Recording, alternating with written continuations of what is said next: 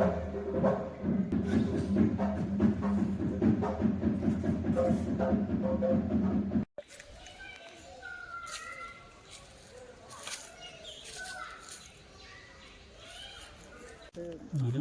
അതിൽ കൂടുതൽ ഈ ലോകത്തുള്ള എല്ലാ വൃക്ഷങ്ങളും ഇതിൻ്റെ ഉള്ളിലുണ്ട്. അവർ ഇടയ്ക്ക് റിസർച്ച് ചെയ്യണവർ വരും. അവരത് കാണിച്ചു കൊടുക്കില്ല. പിന്നെ അത് വെച്ചപ്പോൾ ആൾക്കാർ. നമുക്കിന്ന് ഇരിങ്ങോൾക്കാവ് ഭഗവതി ക്ഷേത്രവും അതിൻ്റെ പരിസര പ്രദേശങ്ങളും കാണാം.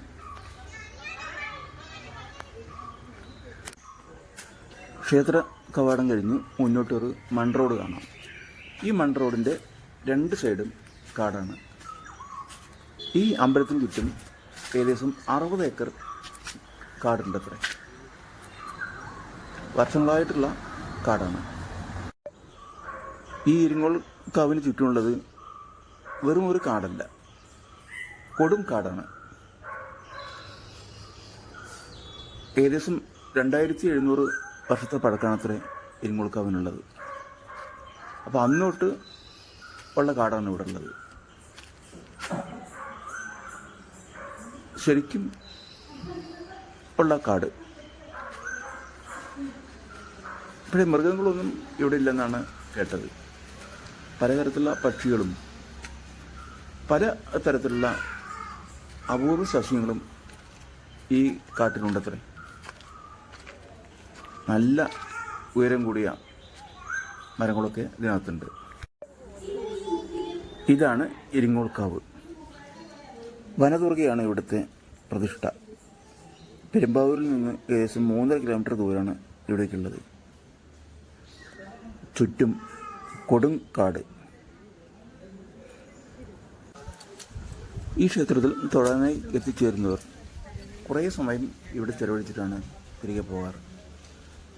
അത്രയും നല്ല കാലാവസ്ഥയാണ് ക്ഷേത്രത്തിന് ചുറ്റുമുള്ളത്. അതിൻ്റെ കാരണം ഇവിടുത്തെ മരങ്ങളും അവ ഉണ്ടാക്കുന്ന തണുത്ത കാലാവസ്ഥയും തന്നെയാണ്.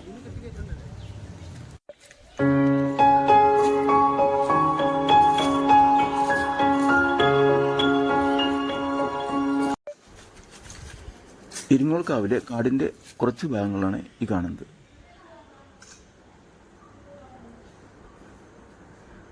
ഇത് കുറച്ച് മാത്രം. 60 ഏക്കർ എന്ന് പറഞ്ഞിട്ടുണ്ടെങ്കിൽ അതൊരു വലിയ ഒരു വിസ്തൃതി തന്നെയാണ്. അമ്പലവും അതിൻ്റേതായിട്ട് ബന്ധപ്പെട്ട കുറച്ച് 1-2 കെട്ടിടങ്ങൾ നിൽക്കുന്നത് ഏകദേശം ഒരു 50 സെൻറ്റിലാണ്. ബാക്കി സ്ഥലം എല്ലാം തന്നെ കാടാണ്. നമുക്ക് വേറെ എവിടെയും ഇത്തരത്തിലുള്ള ഒരു കാട് കാണാൻ കഴിയില്ല. മറ്റു കാടുകളിലൊക്കെ ആണെങ്കിൽ അവിടെ മൃഗങ്ങളുണ്ടാവും, വേറെ പല ജീവികളും എല്ലാം ഉണ്ടാവും. പക്ഷേ ഇവിടെ ഈ 60 ഏക്കർ കാടിനകത്ത് ഒറ്റ മൃഗം പോലും ഇല്ല.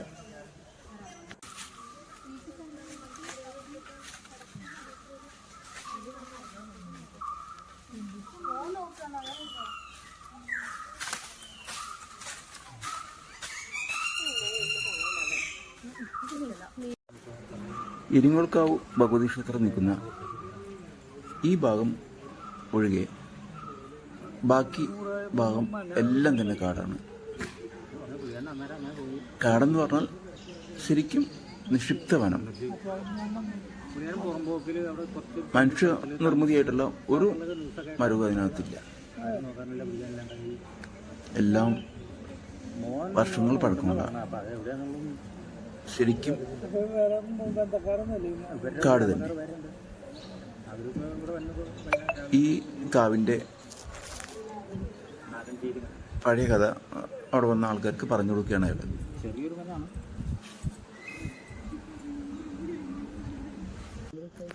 ഇരുന്നൂറല്ല, അതിൽ കൂടുതൽ ഈ ലോകത്തുള്ള എല്ലാ വൃക്ഷങ്ങളും ഇതിൻ്റെ ഉള്ളിലുണ്ട്. അവർ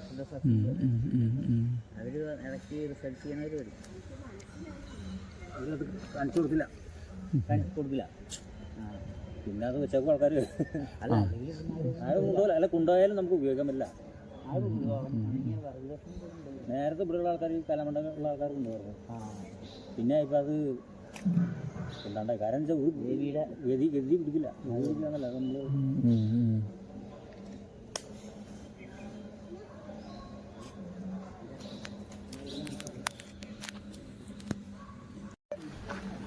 ഇപ്പോൾ സമയം 11 മണി കഴിഞ്ഞു. നട അടയ്ക്കാറായിട്ടുണ്ട്. രാവിലെ 11 മണിക്കാണ് നട അടയ്ക്കാറുള്ളത്. നട അടയ്ക്കുന്നതിൻ്റെ ഭാഗമായുള്ള ചടങ്ങിൻ്റെ ശബ്ദമാണ് അത് കേൾക്കുന്നത്.